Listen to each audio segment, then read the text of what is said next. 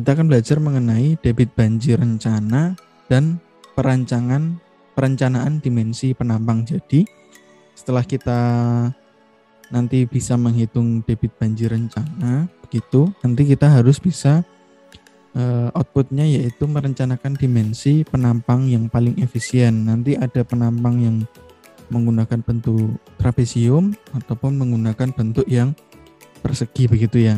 Nanti untuk bentuk-bentuk yang lain nanti kita bisa pelajari di next pertemuan gitu. Yang pertama yaitu debit banjir rencana. Debit banjir rencana itu biasanya dulu dibahas di hidrologi ya. Nah, debit banjir rancangan saluran drainase itu apa gitu ya? Itu adalah debit aliran maksimum. Saya coret-coret di sini kelihatan? Kelihatan, Pak. Kelihatan, Pak. Okay. Jadi debit banjir rancangan saluran drainase itu adalah debit aliran maksimum yang dapat terjadi pada suatu ruas saluran drainase akibat akumulasi penampungan limpasan permukaan atau biasa disebut itu adalah surface runoff. Kemudian terjadinya curah hujan dengan intensitas tertentu. Jadi pas begitu ada hujan, kemudian ada limpasan permukaan gitu ya. Kalau di hidrologi kan ada P, kemudian ada SRO. Nah, SRO inilah yang menjadi dasar berapa waktu intensitas hujannya, kemudian untuk menghitung SRO-nya. Kemudian besar kecilnya curah hujan yang diperhitungkan ditunjukkan dengan nilai kala ulang atau disebut dengan return period, misalkan 2, 5, atau 10 tahunan. Kemudian kapasitas saluran drainase untuk menampung atau mengalirkan debit maksimum dapat ditentukan berdasarkan urgensi areal yang dilindungi. Nah, biasanya kalau di perancangan drainase itu kala ulang yang digunakan adalah 10 tahunan. Tergantung ya, kalau daerahnya itu sering terjadi banjir atau sering terjadi trouble di drainase-nya, itu bisa menggunakan 5 tahunan untuk kala ulang perencanaan drainasenya. Kemudian prinsip dasar perancangan sistem drainase. Nah, genangan pada areal yang dilindungi dengan sistem drainase itu harus dapat dikeringkan dalam waktu tertentu sesuai batas yang diinginkan. Nah, di sini misalkan kita diminta untuk merencanakan drainase di lapangan sepak bola gitu ya.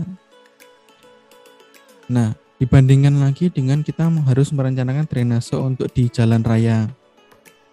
Kemudian diminta untuk merencanakan drainase di jalan tol, di jalan rel, dan sebagainya. Itu akan beda penanganannya. Kalau di drainase di jalan tol itu harus lebih cepat pengeringannya, di lapangan sepak bola pun juga sama gitu ya. Jangan sampai ketika kita sedang ada pertandingan gitu, genangannya sampai setinggi mata kaki kan, itu menghambat laju aliran bola begitu. Nah, sumber potensi genangan itu harus diperhitungkan baik daerah tangkapan air, jadi di daerah tangkapan air atau disingkat di sini adalah DTA, di tempat itu sendiri ataupun di aliran dari area lain melalui saluran di bagian hulu DTA. Jadi ada ibaratnya ada kiriman dari daerah yang lain gitu, itu harus diakomodir juga. Kemudian pengaliran drainase dapat melalui saluran terbuka atau open channel, bisa juga melalui gorong-gorong atau pipa. Kemudian tata letak jaringan, dimensi, dan slope saluran sistem drainase diupayakan agar aliran itu dapat terjadi lancar gitu ya, cara gravitasi. Nah, selanjutnya kita bahas mengenai karakteristik hujan gitu ya. Sedikit kita bahas mengulas di pelajaran hidrologi. Jadi hujan itu merupakan komponen yang penting dalam siklus hidrologi. Karakteristik hujan akan mempengaruhi atau berakibat langsung terhadap perencanaan bangunan air. Jadi intinya inputnya adalah di hujan dulu. Nah, yang akan kita bahas di karakteristik hujan di dalam perancangan debit ini adalah mulai dari kedalaman hujan atau depth, disingkat depth gitu ya, atau D itu dengan satuan milimeter. Kemudian ada intensitas atau IT biasanya, atau I boleh, itu satuannya adalah milimeter per jam atau milimeter per hari. Kemudian durasi atau waktu terjadinya hujan bisa dalam menit ataupun jam. Kemudian frekuensi, nah ini disingkat dengan T. Kemudian yang paling penting di sini adalah luas penyebaran hujan atau A dalam kilometer persegi, karena nanti ada dua rumus Ki maksimum ya, itu patokannya berdasarkan luas hujan. Jadi kalau adik-adik nanti di dalam ujian atau di proyek kalian nanti salah menentukan rumus, nanti juga repot. Jadi setiap rumus itu mempunyai peruntukan masing-masing. Kemudian debit perancangan drainase ya. Jadi dimensi selokan atau saluran atau channel itu dapat ditentukan berdasarkan debit hujan maksimum yang tertangkap di daerah tangkapan. Nah, ini rumusnya. Yang pertama ada Qmax adalah A dikali IT dikali alfa total dikali beta.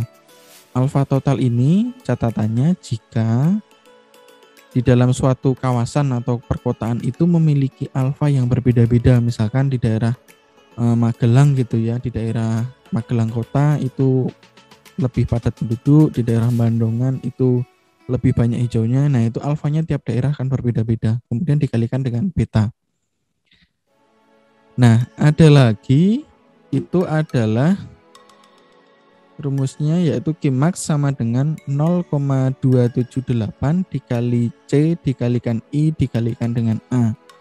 Nah, di sini dari dua rumus ini ada perbedaan ya adik-adik. Jangan sampai nanti salah menentukan rumus gitu. Kalau di yang sebelah kanan, yang saya beri kotakan dulu ini ya.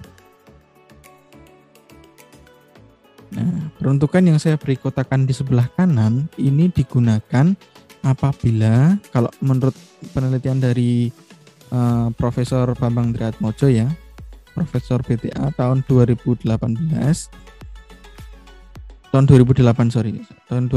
itu menyebutkan jika rumus ini hanya bisa digunakan jika luasnya itu kurang dari 2,5 km persegi. Kalau lebih dari itu harus menggunakan yang sebelah kirinya ini. Kemudian di sini ada namanya 0,278. Ini adalah konstanta dari berbagai penelitian yang sudah dilakukan sehingga dimasukkan angka 0,278. Artinya apa? Ini jika terjadi hujan selama 1 jam, jadi ada P1 jam.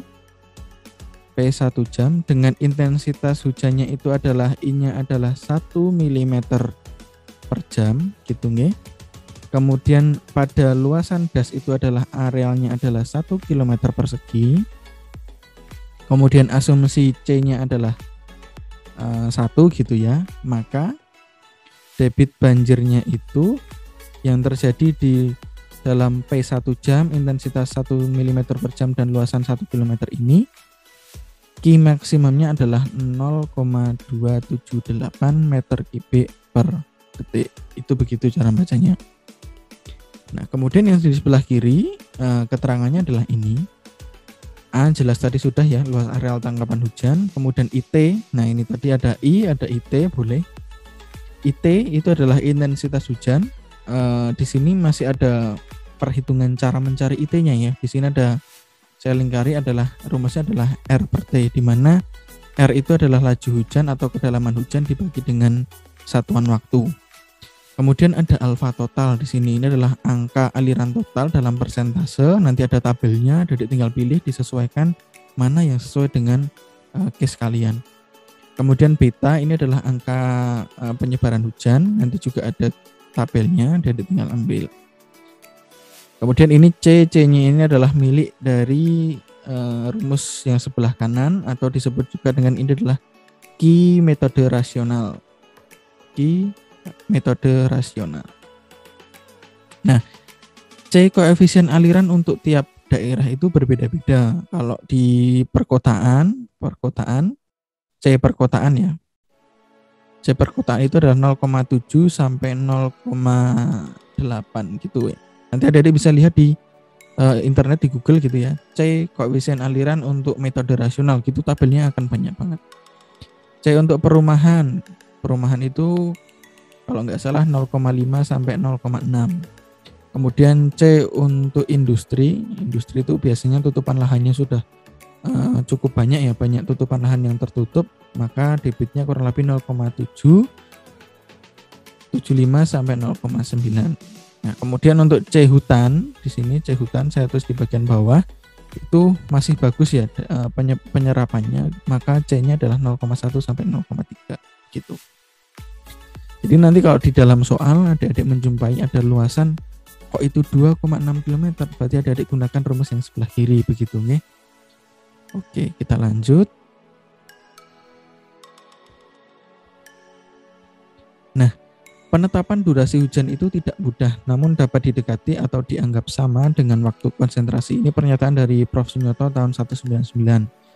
Ini baru saja Seto ya, Prof. Sunyoto ini ya. Kemudian waktu konsentrasi yaitu waktu yang dibutuhkan oleh setetes air hujan yang jatuh di titik terjatuh dalam das untuk mengalir ke titik kontrol. Jadi Prof. Sriharto ini menyatakan bahwa misalkan di sini ada suatu das gitu ya, di sini kemudian ada sungai orde 1, orde 2 begitu. Asumsinya dia ada terjadinya hujan atau ada tetes air hujan itu jatuh di titik terjauh. Kemudian dia akan mengalir sampai ke titik kontrol. Di sini titik kontrol. Nah, kemudian ada lagi menurut persamaan Kipridge tahun 1994 untuk menghitung waktu konsentrasi. Tadi ada disebutkan adalah TC ya, TC. Nah, di sini ada disebutkan TC dalam R per T ini. Rumusnya TC adalah 0,0195 dikali L pangkat 0,77 dikali S pangkat minus 0,385. Nah, TC itu adalah waktu konsentrasi, waktu perjalanan bisa dibilang begitu ya, di mana L-nya adalah panjang saluran dalam kilometer, kemudian S-nya adalah kemiringan saluran atau slope. Itu. Atau ada lagi untuk mencari TC itu bisa dengan T0 ditambah dengan TD. TD itu adalah dari L per V. Nah, lama waktu mengalir di dalam saluran atau nanti disebut di sini adalah TD, itu adalah lama waktu mengalir di dalam saluran itu ditentukan dengan rumus sesuai dengan kondisi salurannya. Jadi ini lebih spesifik. Jadi jika di soal disebutkan kondisi salurannya begini, berarti kalian harus mengambil TC-nya adalah T0 plus TD, di mana TD-nya adalah L per V.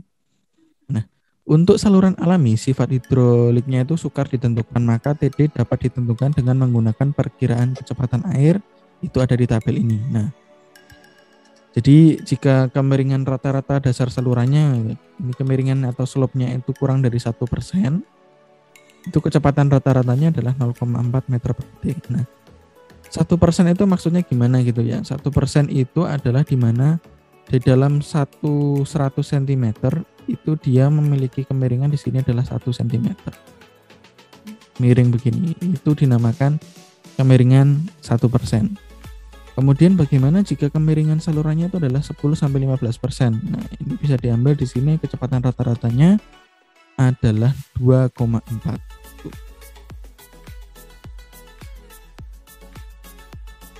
Kemudian intensitas itu apa? Intensitas itu adalah jumlah hujan yang dinyatakan dalam tinggi hujan atau volume hujan tiap satuan waktu. Kemudian besaran intensitas hujan itu berbeda-beda tergantung dari lamanya curah hujan dan frekuensi kejadiannya. Saya garis bawahi di sini, intensitas hujan itu tergantung dari lamanya curah hujan dan frekuensi. Kemudian intensitas hujan itu diperoleh dengan cara melakukan analisis data hujan baik statistik maupun empiris. Kemudian langkah intensitas hujan adalah grafik yang menyatakan hubungan antara intensitas hujan dengan durasi hujan. Hubungan itu dinyatakan dalam bentuk lengkung intensitas hujan ini ya, dengan kala ulang hujan tertentu. Kemudian ketika daerah itu yang sudah dimonitor oleh suatu badan gitu ya, pasti di sana memiliki namanya lengkung IDF atau Intensitas Duration Frequency Curve atau lengkung IDF. Nah, ini lengkung IDF. Nah, ini adalah lengkung IDF untuk tiap daerah ya, perbandingan tiap daerah. Di bawah ini, yang di sini ini adalah hujan yang terlampaui 1 kali dalam 1 tahun di daerah Bandung. Kemudian yang di sini itu adalah lengkung IDF untuk hujan yang dilampaui 1 kali dalam 1 tahun di Yogyakarta. Kemudian yang di sini itu terlihat adalah lengkung yang ketiga itu yang terjadi di Medan. Di sini menunjukkan berarti artinya apa? Tiap daerah itu mempunyai intensitas hujan yang berbeda-beda di sini ya. Dalam satuan waktu tertentu, misalkan di sini di 40 menit gitu ya, kita tarik garis ke atas. Untuk daerah yang di sini dan di sini itu memiliki, ketika diambil ke kiri gitu ya, itu memiliki intensitas yang berbeda-beda. Kemudian kita lanjut, ini merupakan salah satu contoh IDF di Kulon Progo atau di stasiun Kalibawang, di Sungai Kalibawang. Ini contoh cara membacanya adalah begini. Jika terjadi hujan atau intensitas hujan itu terjadi dalam waktu 180 menit misalkan begitu ya, atau 3 jam, itu berarti intensitas hujannya berapa? Itu adalah 60 mm per jam. Atau kalian bisa masukkan di dalam rumus di sini dengan regresi ini, yaitu Y sama dengan 157,44 X, berarti kalian tinggal masukkan waktunya dipangkatkan minus 0,184. Tiap daerah rumus Y-nya ini pasti akan berbeda-beda. Nah, ini memudahkan kita dalam mencari intensitas hujannya jika terjadi hujan berapa waktu gitu ya. Kemudian berbagai rumus intensitas hujan. Nah, ini ada rumus intensitas hujan. Ada rumus Talbot tahun 1881, di mana intensitas itu adalah A dibagi T plus B. Nah, A-nya adalah ini. Nah, agak panjang ya, kita pelan-pelan dulu. Di mana A itu adalah sigma J sama dengan 1 pada data N, itu dikalikan dengan satuan waktu, kemudian dikali dengan sigma J sama dengan 1 pada data N, itu intensitasnya dikuadratkan, kemudian dikurangi sigma J sama dengan 1 pada data ke N, ini yang dikuadratkan adalah intensitasnya, dikalikan dengan waktu, kemudian dikalikan lagi dengan sigma J sama dengan 1 pada N data, dikalikan dengan intensitasnya. Ini kemudian dikurangi dari perkalian kedua ini, kemudian dikurangi gitu ya, kemudian dibagi dengan sigma J sama dengan 1, dikalikan dengan N, kemudian pada intensitas ini dikuadratkan, dikurangi dengan kuadran dari sigma J sama dengan 1, N data pada intensitas totalnya. Kemudian sama B, rumusnya mirip ya, cuma saja bedanya perlu diperhatikan kuadrat dan tidaknya di sini perlu diperhatikan. Nah, I sama dengan intensitas hujan atau curah hujan itu dalam milimeter per jam, kemudian T adalah lamanya curah hujan atau durasi curah hujan, kemudian A dan B adalah konstanta yang tergantung lamanya curah hujan, kemudian N adalah jumlah durasi curah hujan sampel yang akan digunakan. Ini nanti akan lebih mudah di contoh soal ya, nanti ada contoh soalnya. Kemudian berbagai rumus intensitas yang kedua, kalau tadi Talbot, yang kedua adalah Shearman. Kalau Talbot ini adalah di tahun 1881, dia menemukan rumus ini, kemudian berkembang nih oleh Pak Shearman ini namanya. Shearman tahun 1905, dia menyatakan bahwa intensitas hujan itu adalah A dibagi dengan T pangkat B gitu. Dia menggunakan logaritmik dengan log. Ini rumusnya di sini bisa dilihat. Kemudian B-nya adalah ini. Kemudian berkembang lagi dari Talbot, Shearman, kemudian berkembang ke Ishiguro 1953. Nah, ini sudah agak baru mending ya.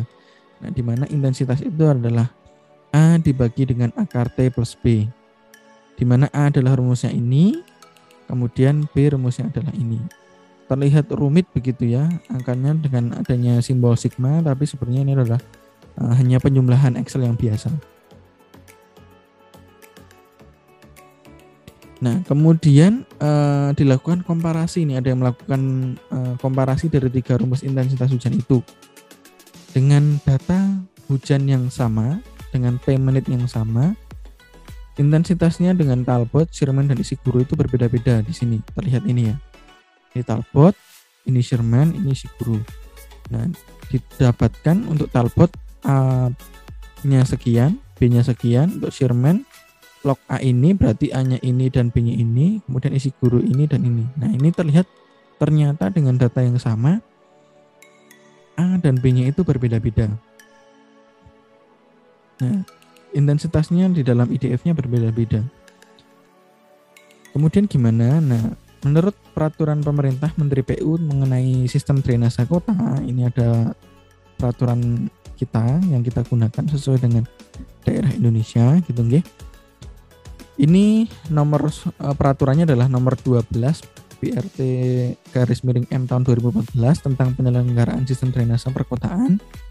Perhitungan intensitas hujan ditinjau dengan menggunakan metode mononop gitu ya, atau yang sesuai. Yang biasa digunakan oleh pemerintah atau beberapa perencana kan menggunakan metode mononopi. Nah, kita akan gunakan ini saja, di mana IT sama dengan R24 dibagi 24 dikalikan dengan 24 per TC dipangkatkan dengan 2/3, di mana R24 itu adalah curah hujan maksimum tahunan untuk kala ulang T tahun dalam milimeter. Kemudian TC ini adalah waktu konsentrasi dalam jam. Ini bisa menggunakan TC di tabel.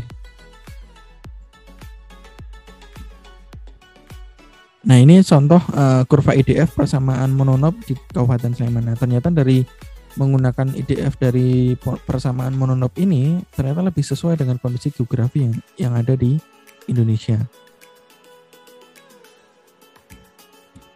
Nah, ini ada inlet time dan conduit time, di mana di sini adalah contoh gini ya. Misalkan das kita itu atau kota kalian ya, misalkan di sini kalian sebagai wali kota begitu.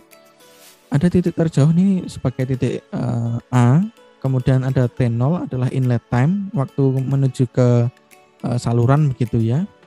Kemudian di sini ada C itu adalah titik kontrol, di sini adalah titik kontrolnya.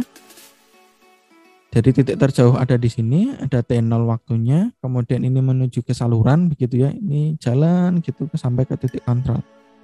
Di mana T0 adalah inlet time, kemudian TD ini di sepanjang saluran ini adalah conduit time.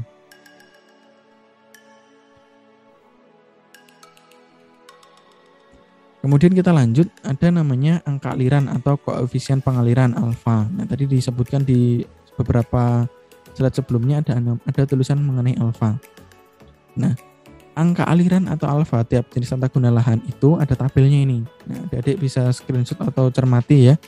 Di sini besarnya koefisien pengaliran itu dapat diambil sebagai berikut. Jadi untuk perumahan yang tidak begitu rapat, kurang lebih 20 rumah gitu ya per hektarnya, itu bisa digunakan alfa 0,25 sampai 0,4. Kemudian nanti tinggal disesuaikan dengan kondisi yang ada di case atau soal kalian. Misalkan di daerah industri, ya kalian bisa gunakan 0,8 sampai 0,9. Kalau keterangannya hanya daerah industri begitu saja, kalian bisa ambil tengah-tengahnya 0,85 begitu boleh.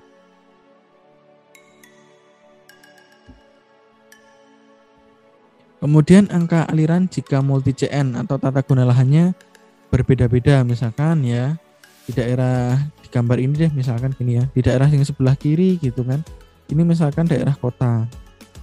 Kemudian yang di sini adalah daerah yang kemudian di daerah yang sebelah kiri ini adalah setengah kota gitu ya, bisa kita sebut setengah kota. Kemudian di daerah yang sini itu ternyata adalah daerah yang lebih hijau begitu.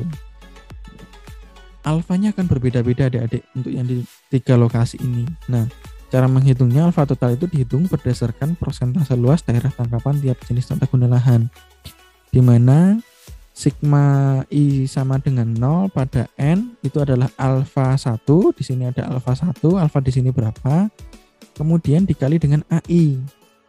AI adalah luasannya daerah yang di sini ke sana dibagi dengan luasan total. Begitu.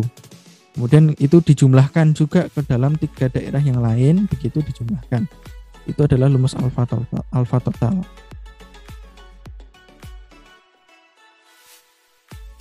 Kemudian kita lanjut dulu, yaitu ada koefisien angka penyebaran hujan atau beta. Tadi di rumus Q yang sebelah kiri ya, yang tidak dengan menggunakan metode rasional itu ada namanya beta. Nah, koefisien penyebaran hujan atau beta ini merupakan nilai yang digunakan untuk mengoreksi pengaruh penyebaran hujan yang tidak merata pada suatu daerah pengaliran. Nilai besaran ini tergantung dari kondisi dan luas daerah pengaliran. Untuk daerah yang relatif kecil ini ya, biasanya kejadian hujan itu diasumsikan merata sehingga koefisien penyebaran hujannya betanya sama dengan 1. Tapi ini jarang sekali terjadi dengan beta sama dengan 1. Nah, daerah penyebaran hujan itu minimal 1 km di mana betanya 100% atau sama dengan 1. Jadi kalau B-nya 1 itu adalah 1 km persegi, tapi daerah dengan luasan 1 km persegi itu kan jarang gitu ya. Nah, kemudian bila luasan arealnya itu lebih dari 1 km gimana Pak? Kemudian waktu konsentrasinya juga gimana? Ini 1/beta sama dengan 1 ditambah kurung buka T plus 3,7 dikali 10 pangkat 0,4 T dibagi T kuadrat plus 15 dikali A pangkat 3/4 dibagi dengan 12. Kemudian nanti bisa dicari betanya.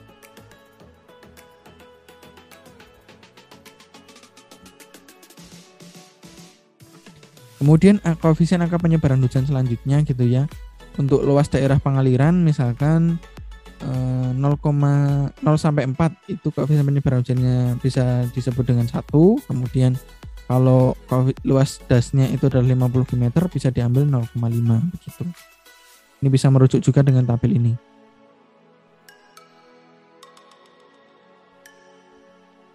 Nah, ini kita mulai contoh koefisien angka penyebaran hujan beta gitu ya.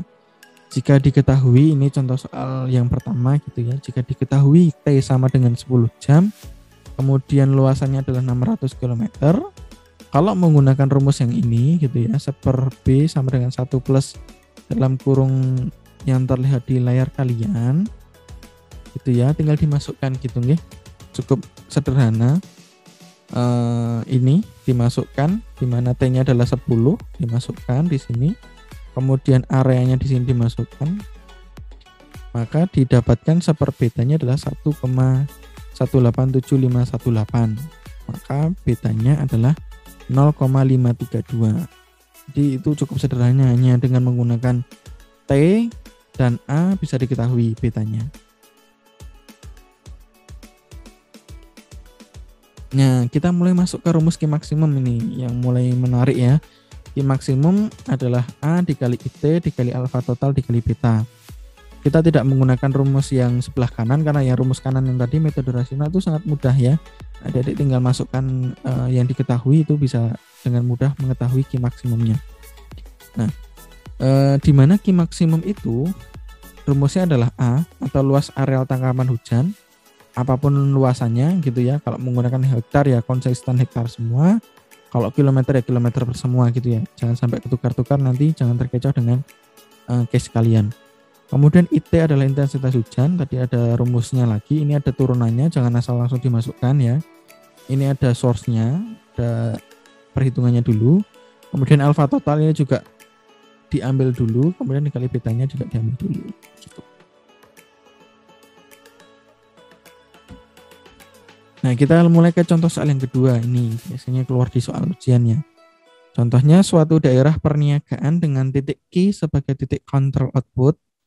Jadi saluran drainase itu berada di tengah areal dengan kemiringan saluran rencananya adalah 4% begitu ya. Karena kawasannya sudah ditentukan, kemiringan 4% artinya dengan panjang 100 cm gitu ya. Dia naik di sini adalah 4 cm. Itu adalah kemiringan 4%. Kecepatan aliran di atas permukaan tanah di sini itu adalah 0,15 meter per detik. Jika curah hujan maksimum merata pada daerah aliran tersebut dengan intensitas sebesar 10 mm per jam, hitunglah waktu konsentrasinya dan tentukan besaran debit maksimum untuk merancang dimensi saluran drainase. Biasanya soalnya kurang lebih seperti ini. Jadi ada ditentukan intensitasnya ada, kemudian kemiringannya ada, kemudian kita diminta untuk merencanakan debit maksimumnya itu berapa dan bagaimana perancangan dimensi salurannya begitu ya. Kita harus tanggung jawab sampai penampangnya bagaimana. Nah, di sini di gambar sebelumnya ini kita lihat ya, ada daerah dengan nodal tiap sisinya itu E, F, G, H begini.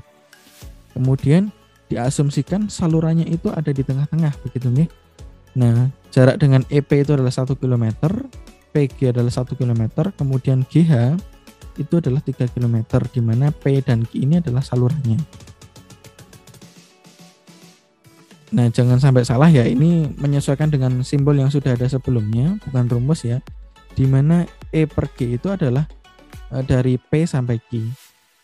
Koefisien daerah pengaliran untuk daerah perniagaan pada tabel tadi itu adalah 0,9. Di sini daerah perniagaan alfanya adalah 0,9.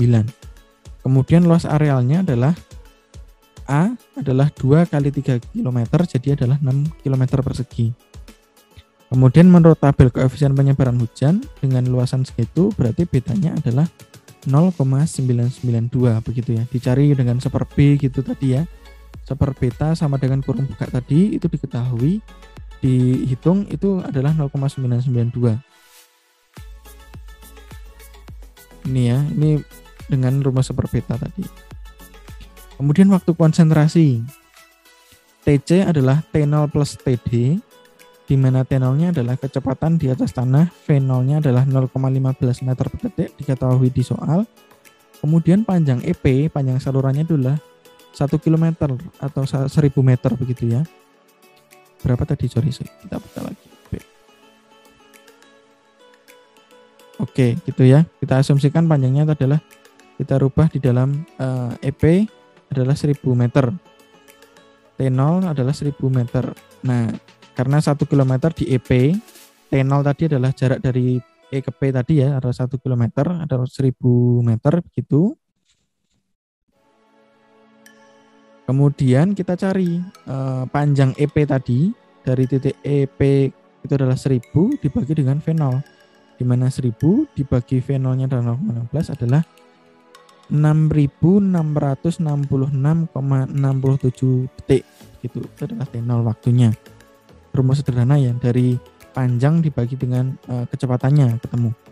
Kemudian TD adalah kemiringan saluran, tadi adalah 4% gitu ya. Kalau menurut tabel ini bisa diambil menggunakan tabel, di mana V-nya itu adalah 0,9 meter per detik dengan panjang PQ-nya adalah 3000, itu berarti adalah TD sama dengan L per V, di mana 3000 dibagi 0,9 adalah 3.333,33 detik.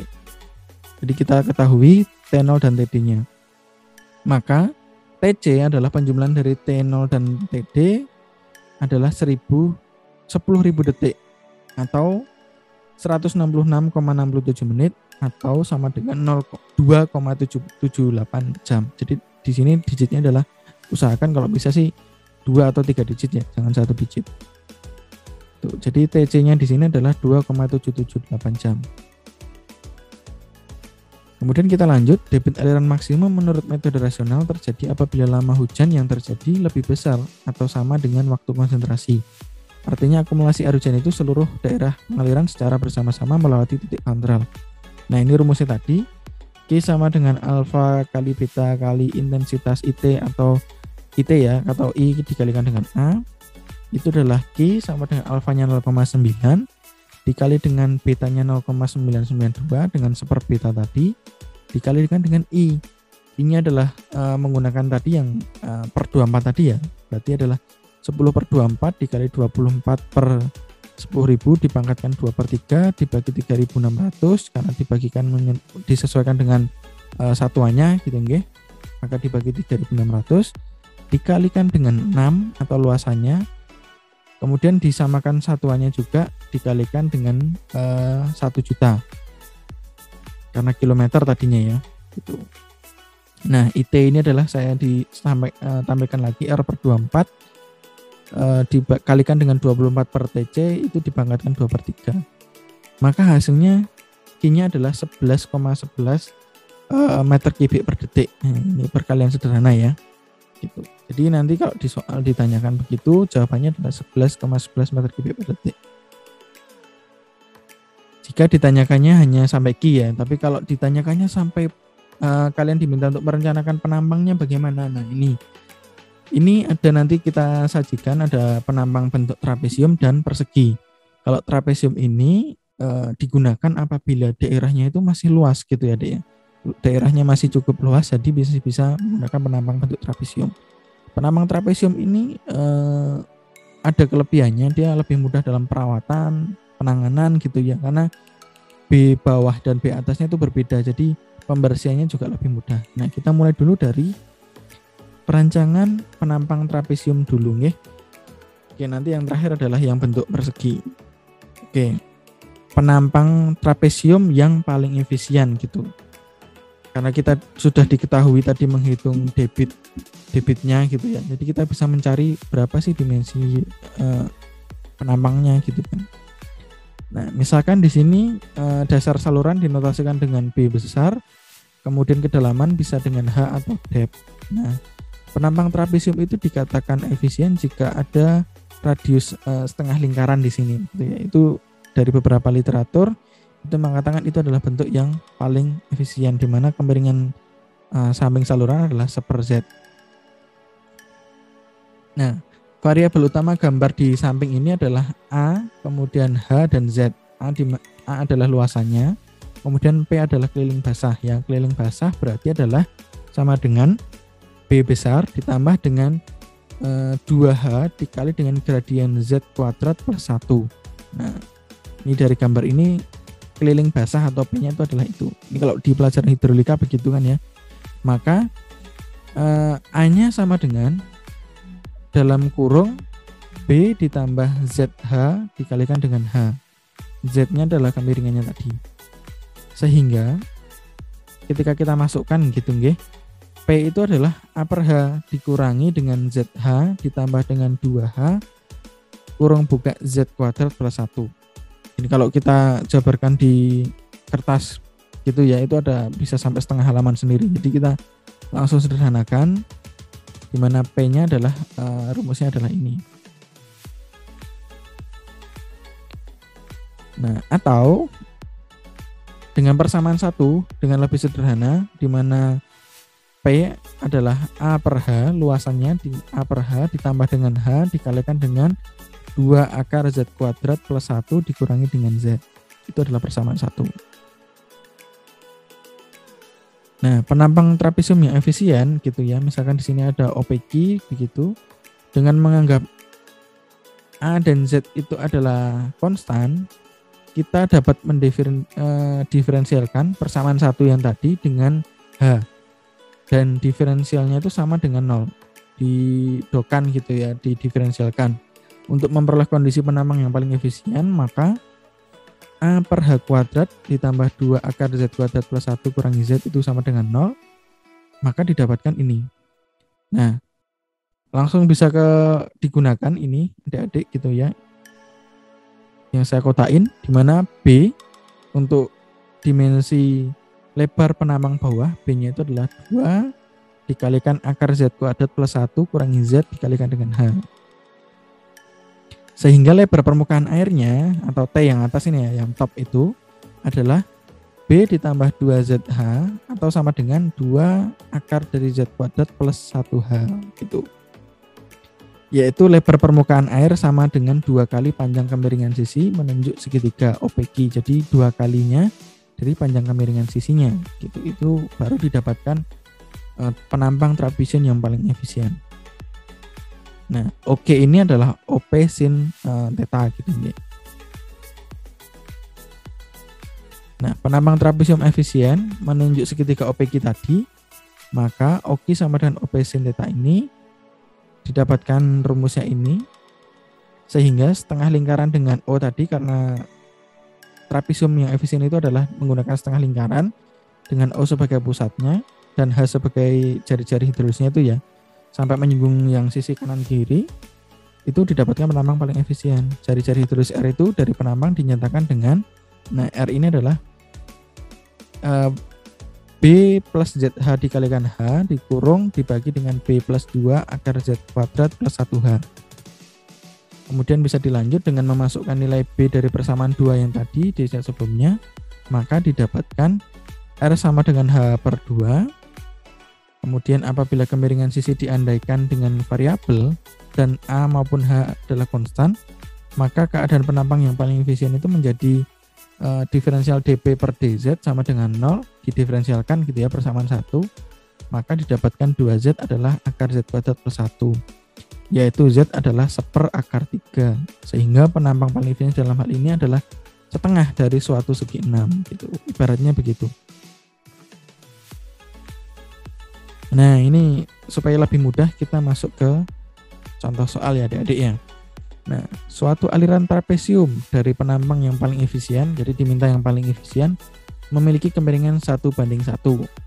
Penampang itu diperlukan untuk mengangkut debit adalah 25 meter kubik per detik dengan kemiringan S0, ini harusnya ini pangkat 3, kemudian S0-nya adalah subscript-nya, adalah 1, S0-nya adalah 1 dalam 1500, jadi kemiringannya adalah 1:1500. Nah, rencanakan penampang itu jika N-nya adalah N Manning ya, adalah 0,0135. Nah, kita mulai dimasukkan ya. Dari rumus tadi, dari yang beberapa tadi diringkas, ternyata B itu adalah 0,828H. Kemudian A yaitu adalah 1,828H kuadrat. Kemudian dari persamaan Manning, nah ini ada persamaan debit menggunakan rumus Manning. Ada, kalau di pelajaran hidrologi adalah 1/N kali A kali R2 pangkat per 3 pangkat F atau S0 gitu ya, pangkat setengah kalau di pelajaran hidrolika. Itu berarti tinggal dimasukkan gitu nggih. Q-nya adalah 25, 1,828H kuadrat. Ini adalah rumus dari diferensial kita tadi itu. Kemudian dibagi 0,0135, H per 2 pangkat 2 per 3 dibagi dengan 1:1500 karena kemiringannya adalah 1/1500. Kemudian lanjut, atau bisa juga dilanjutkan di sini menjadi H pangkat 8 per 3-nya adalah, ini kalau diolah ya, dilanjutkan perhitungannya. Ini karena slide-nya terbatas ya adik-adik ya. Jadi ini dihitung, kemudian dikalikan H kuadrat, menggunakan H kuadrat ini disederhanakan ini menjadi H pangkat 8 per 3 adalah 11,33-nya. Ini jadi adik, base ini di resume kalian nanti dijabarkan ya. Dijabarkan, jangan seperti ini. Jadi nanti ketika nanti ada ujian begini, adik-adik tidak kebingungan gitu nggih. Jadi ada rumus begini, dilanjutkan nanti ketemunya H pangkat 8 per 3 adalah 11,33. Maka kalau hanya adalah pangkat 8 per 3, didapatkan hanya adalah 2,49 meter. Maka kalau rumus B itu adalah 0,828H, maka B-nya adalah 2,6 meter gitu. Nah, jadi kalau digambarkan di dalam gambar tadi kita ketahui kedalamannya 2,49, B bawahnya 2,06. Begitu. Sampai di sini ada yang ditanyakan dulu? Jadi ini perkalian sederhana. Gimana, Dek ya? Tapi yang sebelumnya tadi, yang pas masuk ke T0 itu loh, Pak. Yang ada gambar saluran di tengah itu. Oke, bentar.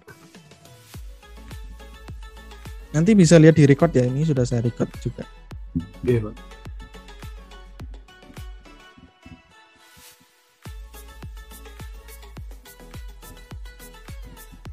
Nah, gimana T0-nya?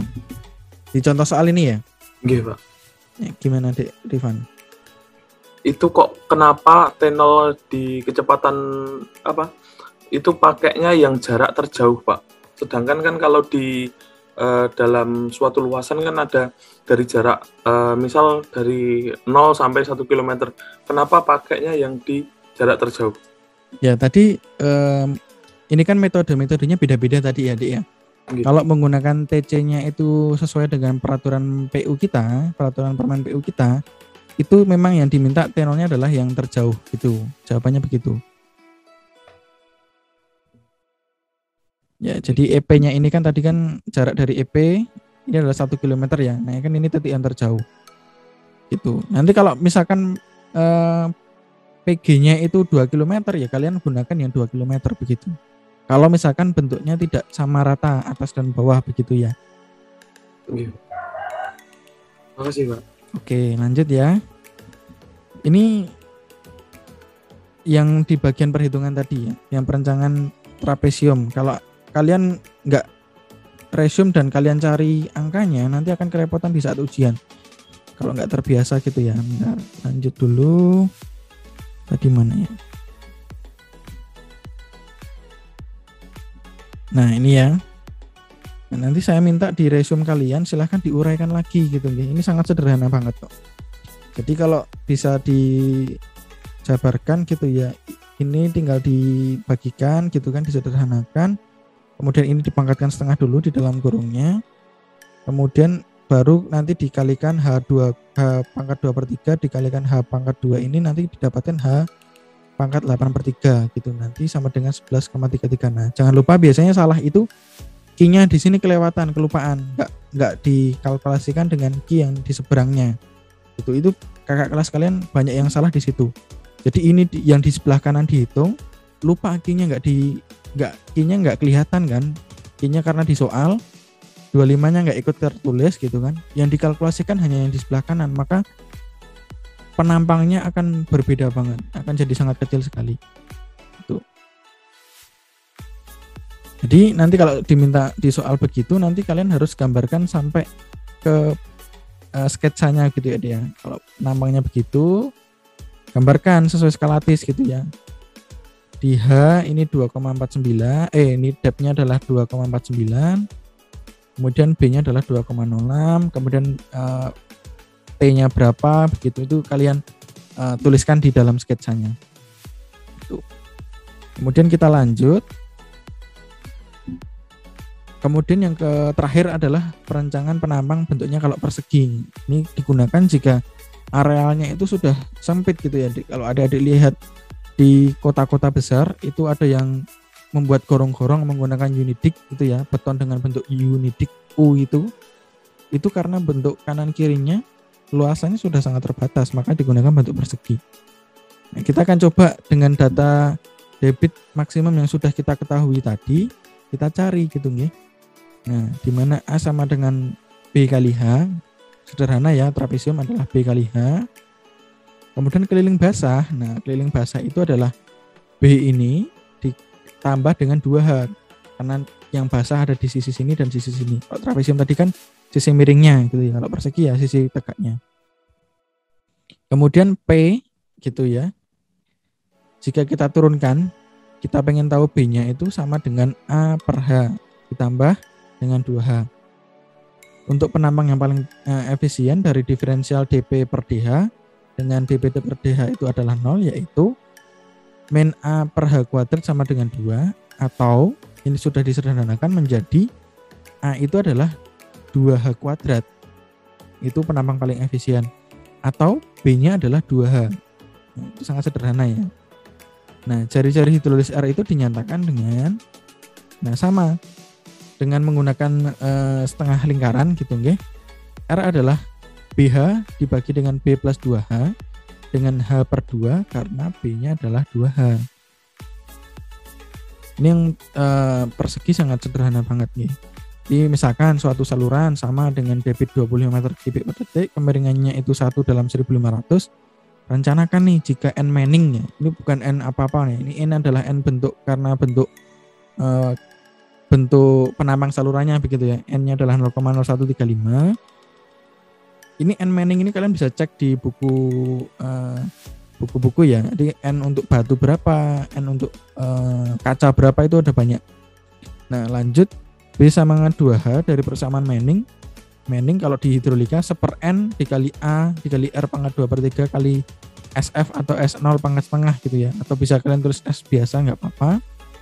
Nah, ditulis Q-nya jangan sampai salah. Ini banyak kakak kelas kalian yang nilainya nggak maksimum gara-gara 25-nya nggak ikut dihitung gitu nggih. Nah, maka A-nya tadi karena A adalah 2H kuadrat dibagi dengan 0,0135 dari Manning dikalikan dengan R ya. R-nya itu adalah jari-jari tulisnya tadi adalah H per 2 dipangkat 2/3 dikalikan dengan kemiringannya 1/1500 dipangkatkan setengah, atau boleh diakarkan juga boleh di kalkulatornya. Maka H8 pangkat 8/3 sama dengan 10,35 gitu. Cermati ya, nanti kok bisa H pangkat 8/3 itu bagaimana gitu. Nah, H8/3 adalah 10,35, maka hanya berapa? Ya tinggal dibalik ya, 10,35 ini dipangkatkan dengan 3/8 didapatkan hanya adalah 2,4 meter. Maka sederhana banget kalau trapesium. B itu adalah 2H, maka B-nya adalah 2 kali 2,4 berarti 4,8. Nah, kalian sketsakan gitu ya di sini ya. Sketsakan. Nah, kalau misalkan kalian diminta untuk mensketsakan sketsa itu jangan nempel di sini adik ya. Kalau kalian gambar penampangnya itu nggak dilebihkan ke atas gitu ya, air itu kemungkinan ya pasti akan meluap, jadi dinaikkan lagi gitu. Nah, disketsakan di sini B-nya adalah 4,8 dan H-nya adalah 2,4 gitu. Kalau yang persegi sangat sederhana sekali.